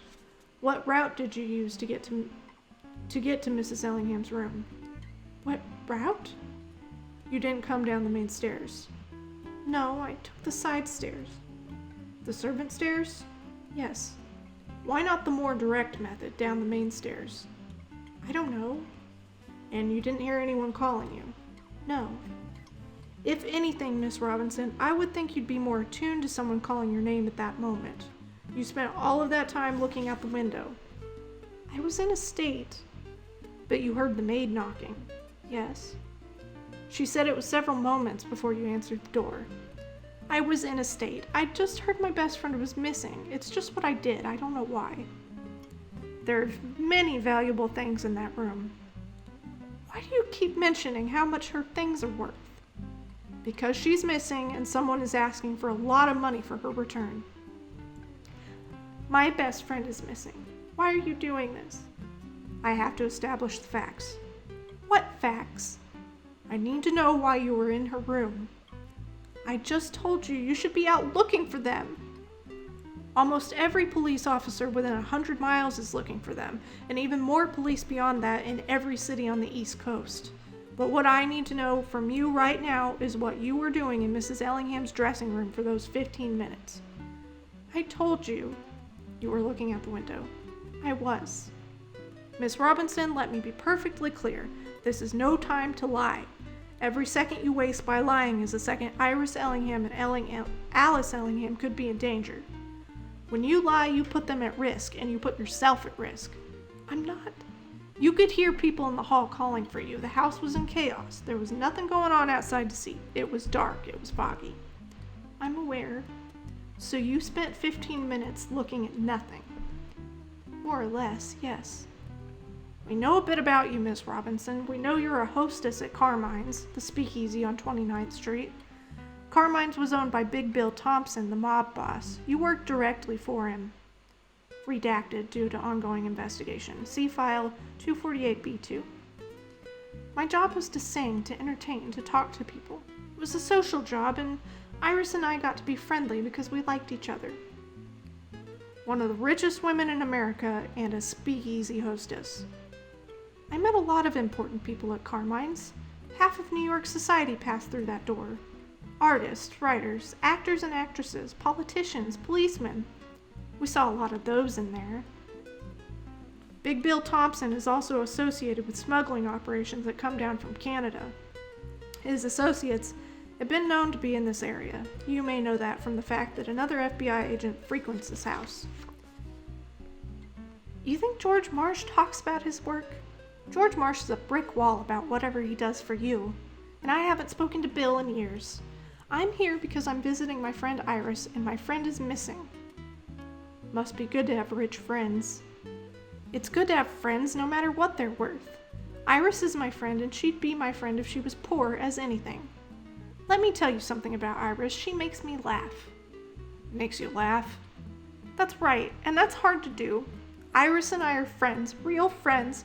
I understand her. I would do anything for her. You don't know what it was like for her coming here.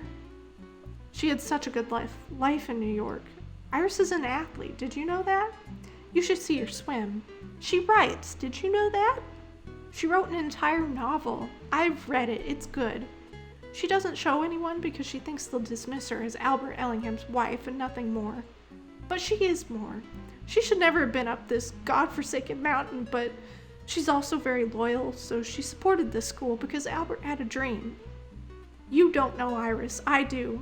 She needs stimulation. And how does she get that stimulation here? Silence. Miss Robinson, I've told you everything I know. I have nothing more to say. I'll do anything in my power to help my friend, but this is not helping. I go to the ends of the earth for that woman and for Alice. So why don't you get out there and find them? Because if you don't, so help me, I will get in a car and do it myself. Just try and stop me. Interview terminated 1:13 p.m. And that's the end of chapter 17. Hopefully that was okay.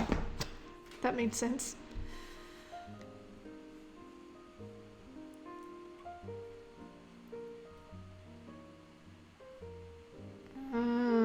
Yeah, this is truly Devious.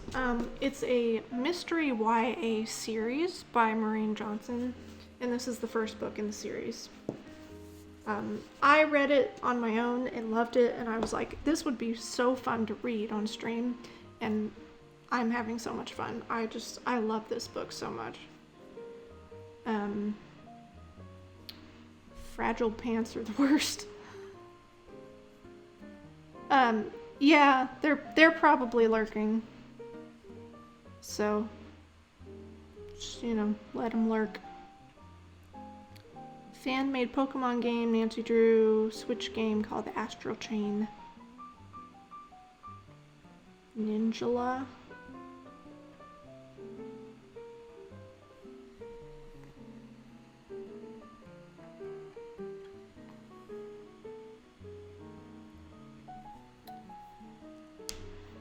So often I forget mod view is a thing. Yeah.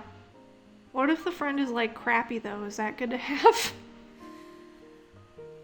That's a good question. People have different answers for that question. I would say, in my experience, I don't know.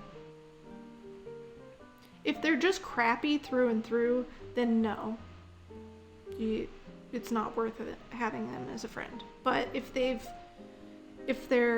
used to be good to you and now they're crappy, you know, you should cherish the time that they were good to you, but just let the rest of it go. That's it in a nutshell from my experience, but that's obviously a loaded question. Welcome for clapping. Thank you for clapping. I think I'm going to end it there. My voice is not doing very well, but we got through a good amount. And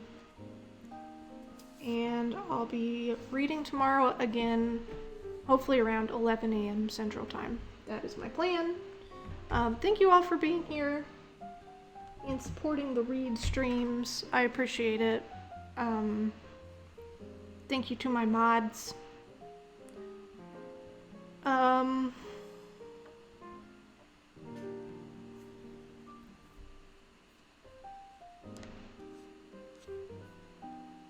I don't think I have any more announcements, just that I'll be back tomorrow. And I appreciate you all being here. And I hope to see you again soon. Oh, you're welcome for reading to you. I hope you enjoyed it, and I hope the rest of your day goes well. Stay safe and healthy, and take care of yourselves. Take care of each other. Much love, and I'll see you guys later.